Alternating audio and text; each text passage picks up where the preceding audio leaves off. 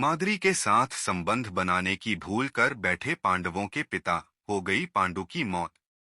दोस्तों, महाभारत कथा में कई अनोखी कहानियां पढ़ने सुनने को मिलती हैं। पांडवों के पिता पांडु की मृत्यु अपनी पत्नी माद्री से संबंध बनाने के चलते हुई थी। पांडु को श्राप था कि वे स्त्री से संबंध नहीं बना सकेंगे।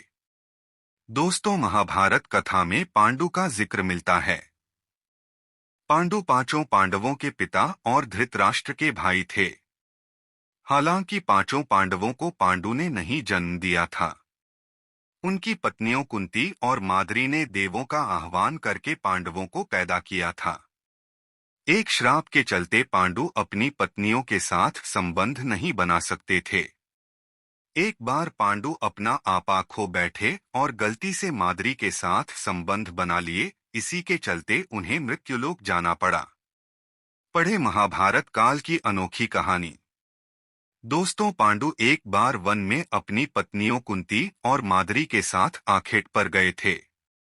उन्हें दूर से हलचल दिखाई दी। पांडु को लगा कि वहां कोई हिरण है। उन्होंने तुरंत अपना बाण चलाया। वह बाण ऋषि किंदम को जाकर लगा। ऋषि किंदम उस वक्त अपनी पत्नी के साथ संबंध बना रहे थे। बाण लगने पर वह बुरी तरह जख्मी हो गए और मृत्युशैया पर चले गए। ऋषि ने मरने से पहले पांडु को श्राप दिया कि जिस तरह मेरी मृत्यु हुई है, तुम्हारी जान भी उसी तरह जाएगी। ऋषि ने पांडु से कहा कि तुम किसी भी स्त्री के साथ सहवास करोगे तो तुम्हारे प्राण पखेरु उड़ जाएंगे। दोस्तों, पांडु इस श्राप से डर गए। उन्होंने कभी भी अपनी पत्नियों के साथ संबंध नहीं बनाए, मगर अपना वंश आगे नहीं बढ़ने से वे चिंतित थे। फिर उन्होंने अपनी पत्नी कुंती को बुलाया। कुंती को वरदान मिला था कि वह किसी भी समय देवों का आह्वान कर उनसे कोई भी चीज मांग सकती हैं। पांडु ने कुंती से इस वरदान का लाभ उठाकर संतान प्राप्ति की इच्छा जाहिर की। पांडु के कहने पर कुंती ने धर्मराज का आह्वान किया और फिर उनकी कृपा से युधिष्ठिर को जन्म दिया।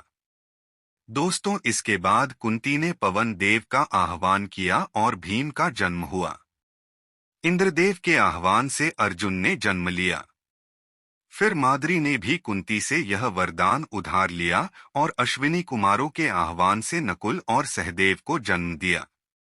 इस तरह पांडु को कुंती और माद्री से 5 तेजस्वी पुत्र प्राप्त हुए।